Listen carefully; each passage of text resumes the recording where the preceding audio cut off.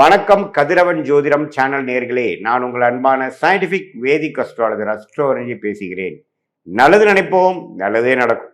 இந்த வீடியோவில் நம்ம என்ன பார்க்க போறோம்னா, மே 2026 மாதம் எத்தகைய ஒரு மாதமாக மேஷராசிக்காரர்களுக்கு இருக்க போகிறதுங்கிறது சயின்டிபிக் வேதிக் அஸ்ட்ராலஜி முறையில் எதையும் மிகைப்படுத்தாமல் உள்ளது உள்ளவாறு இந்த ஒளி தத்துவம் எப்படி நம்மளுடைய கர்ம வினைகளை இந்த ஜென்மத்தில் வாழ்க்கை சம்பவங்களாக சாதகமான வாழ்க்கை சம்பவங்களாக சாதகமற்ற வாழ்க்கை சம்பவங்களாக உருவெடுக்க போகிறது.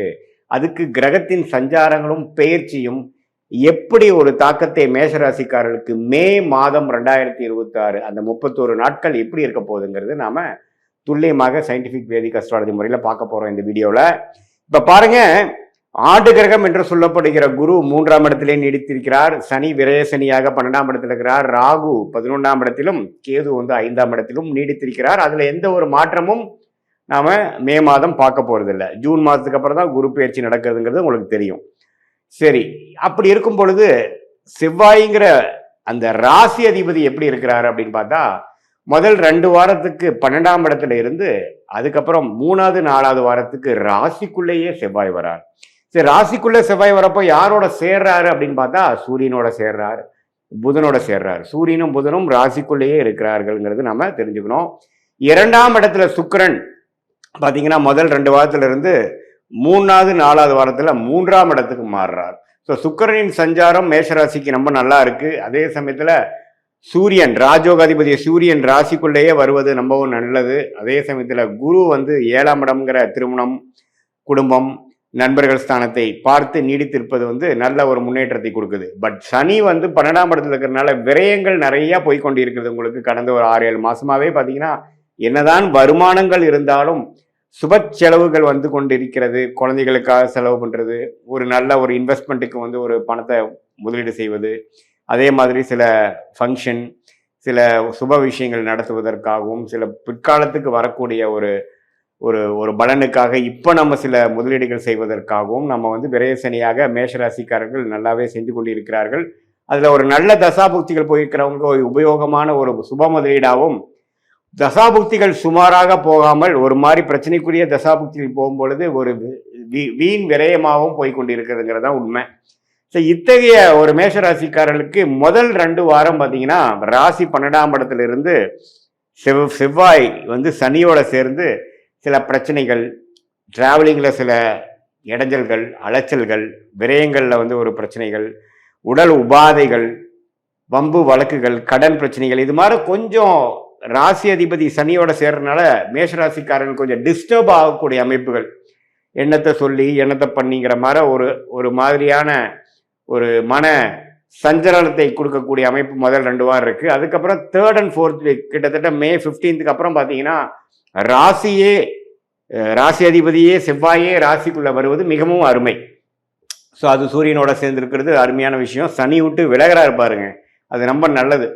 ஸோ கண்டிப்பா பிற்பகுதி மே மாதம் 2nd half கொஞ்சம் நல்ல பலன்களை கொடுத்து அடுத்த வரக்கூடிய குரு பயிற்சிக்கு வேணுங்கிற நல்ல தொழில் விருத்தி, வேலை மாற்றம், வீடு வண்டி வாகனத்துல விருத்தி, அம்மா தாயார் சம்பந்தப்பட்ட விஷயத்துல ஒரு நல்ல ஒரு நற்செய்தி, அது மாதிரி ஒரு நல்ல அமைப்பை நோக்கி போகக்கூடிய ஜூன் மாதத்துக்கு மேல வரக்கூடிய யோகத்துக்கு மேஷராசிக்காரர்கள் மே 15ஆம் தேதியிலிருந்தே தயாராகக்கூடிய ஒரு அற்புதமான ஒரு காலகட்டமாக 2nd half of May 2026 வருதுங்கிறது நீங்க தெளிவாக தெரிந்து கொள்ள வேண்டும். இது ஒரு நல்ல ஒரு விஷயம்தான்.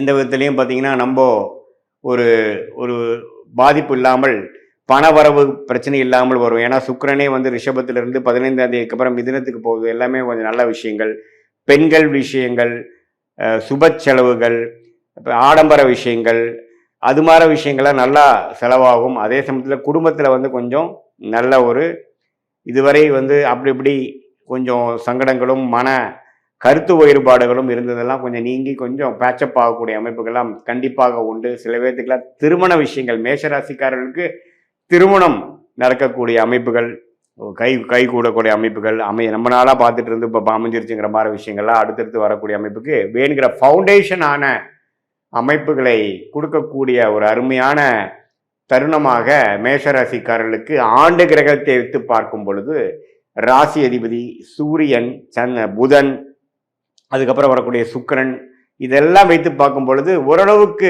அடுத்த வரக்கூடிய குரு பயிற்சிக்கு தயாராகக்கூடிய அந்த பலன்களை பெறக்கூடிய அமைப்புக்கு வேணுங்கிற வாழ்க்கை சம்பவங்கள் ஒரு ஃபவுண்டேஷனாக அடிப்படையாக அமைத்து கொடுக்கக்கூடிய ஒரு அற்புதமான மாதமாக, குறிப்பாக சொல்லணும்னா செகண்ட் ஹாஃப் ஆஃப் மே மாதம் வருதுங்கிறது நம்ம தெரிஞ்சுக்கணும். இது ஒரு பொதுவான பலனை தவிர உங்களுடைய ஜென்ம ஜாதகத்தில் நீங்கள் பிறந்த தேதி, பிறந்த நேரம், பிறந்த ஊரில் எது மாதிரி ஜாதகத்தில் வரீங்க, எந்த லக்னத்தில் வரீங்க, நீங்கள் அஸ்வினி நட்சத்திரமா அல்லது பரணி நட்சத்திரமா, கிருத்திகை நட்சத்திரமா, எந்த நட்சத்திரத்தில் நீங்கள் பிறந்தீங்க, அதுக்கு தகுந்த மாதிரி தசாபுக்திகள் எப்படி போய்கொண்டு இருக்கிறது, தசநாதன் எப்படி இருக்கிறார், புக்திநாதன் எப்படி இருக்கிறார், நீங்கள் எந்த லக்னத்தில் பிறந்தீங்களோ அந்த லக்னாதிபதி எப்படி இருக்கிறார், இதெல்லாம் வைத்து பார்க்கும் பொழுது நாம இப்ப பேசின கோச்சாரம், சனி பயிற்சி, குரு பயிற்சி, இந்த செவ்வாய் பயிற்சி, புதன் பயிற்சி, சுக்கிர பயிற்சி எல்லாம் ஒருங்கிணைத்து பார்க்கும் பொழுது உண்மையே துல்லியமான பலன்கள் மேஷராசிக்காரர்களுக்கு அடுத்த வரக்கூடிய 6 மாதங்கள் எது மாதிரி விஷயங்கள் உங்களை காத்து கொண்டிருக்கிறது, லைஃப் எக்ஸ்பீரியன்ஸ் எது மாதிரி மாறப்போகுது, எது மாதிரி திசையில் நம்மளுடைய வாழ்க்கை பயணிக்க போகிறது, எந்த விஷயங்கள் காத்திருக்குது, எந்த விஷயங்கள் நமக்கு சரி வராது, வேலையா, தொழிலா, வெளிநாடா, உள்நாடா, பிரைவேட்டா, கவர்மெண்ட் ஜாபா, என்ன படிப்பு படிக்கலாம், திருமண விஷயங்கள் எப்போ வரும், புத்திர பேரு, குழந்தை செல்வம் எப்போ கிடைக்குங்கிற மாதிரி வாழ்க்கைக்கு தேவையான எல்லா இம்பார்ட்டண்டான முக்கியமான விஷயங்களும் நம்மளுடைய இந்திய வேத ஜோதிடத்தில் அடிப்படையான அறிவியல் சார்ந்த சாஸ்திரமான சயின்டிபிக் வேதிக் அஸ்ட்ராலஜி முறையில் எதையும் மிகைப்படுத்தாமல், மூட நம்பிக்கையில் போகாமல், பரிகாரங்கள் அது மாதிரி விஷயங்கள்லாம் பேசாமல் உள்ளது உள்ளவாறு நம்மளுடைய அடுத்த வரக்கூடிய ஷார்ட் டேர்ம் எப்படி இருக்கு, அடுத்து வரக்கூடிய லாங் டேர்ம் எப்படி இருக்கு, எது மாதிரி முடிவுகளை எடுக்கலாம், இருக்கக்கூடிய சாய்ஸ், லைஃப் சாய்ஸ்ல எந்த சாய்ஸ் நம்ம எடுக்கிறது நம்மளுடைய கர்மாக்கு அலைன் பண்ணிக்கக்கூடிய முடிவாக இருக்கும். எந்த மாதிரி விஷயங்கள்ல போனோம்னா நம்ம எதிர்நீச்சல் போட வேண்டியது இருக்கும், எது மாதிரி லைன்ல போனோம்னா நம்ம ஈஸியா நம்மளுடைய கோலை அச்சீவ் பண்ணி நம்ம என்ன மாதிரி விஷயத்தை நம்ம நோக்கி நம்ம போகிறோமோ அது ஈஸியாக கிடைக்கிறதுக்கு என்ன கர்மா நம்மளை காத்து கொண்டு இருக்கிறது, நம்மளுடைய பிராப்தங்கள் என்ன, நம்மளுடைய தோஷம் என்ன, நம்ம வாங்கி வந்த வரன் என்ன, எந்த கிரகம் நமக்கு அதிகமான நன்மையை கொடுக்கக்கூடிய கிரகமாக நம்மளுடைய ஜாதகத்தில் இருக்குது, அந்த கிரகத்தின் சார்ந்த படிப்பு, வேலை, அணுகுமுறை, நம்மளுடைய முயற்சி அப்படிங்கிற மாதிரி விஷயங்கள்லாம் நம்ம போனோம்னா வாழ்க்கையில எளிதில் பிரச்சனை இல்லாமல் பின்னோக்கி போகாமல் முன்னோக்கி போய் எளிதில் கடன் பிரச்சனைகள், தேவையில்லாத பண விரயங்கள், தேவையில்லாத சமய விரயங்கள், டைம் லாஸ், டைம் வேஸ்ட், அது மாதிரி விஷயங்கள் எல்லாம் தவிர்த்து என்ன செய்யணுமோ அது கரெக்டான டைமில் அந்தந்த நேரத்தில் செய்து, சம்டைம்ஸ் சிலதெல்லாம் நம்ம ட்ராக் ஆகி போயிட்டு இருக்கிறப்ப நம்ம ஃப்ரஸ்ட்ரேட் ஆகாமல் பொறுமையோட எந்தெந்த நேரத்தில் எது எது செய்வது நல்லதுங்கிற டைம் லைன்ஸ், எப்படி ஒரு கூகுள் மேப் பார்த்தீங்கன்னா நம்ம போகக்கூடிய ரூட்டில் என்னென்ன விஷயங்கள் இருக்குது, டிராஃபிக் எங்கே அதிகமாக இருக்குது, எந்த இடத்துல நம்ம டேர்ன் பண்ணணும், எந்த எக்ஸிட் எடுக்கணும், லெஃப்டா ரைட்டா, எவ்வளோ கிலோமீட்டர் இருக்குங்கிறத காட்டுதோ அதே மாதிரி இந்திய வேத ஜோதிடத்தில் அடிப்படையான சயின்டிஃபிக் வேதிக் அஸ்ட்ராலஜி உங்களுடைய ஜாதகத்தில் இருக்கக்கூடிய நிலுவு சொல்லுகளை புரிந்து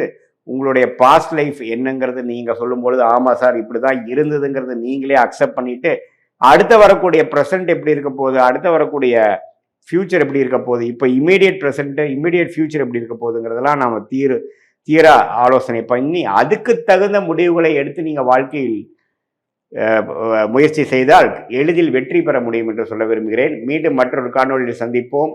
நன்றி, வணக்கம்.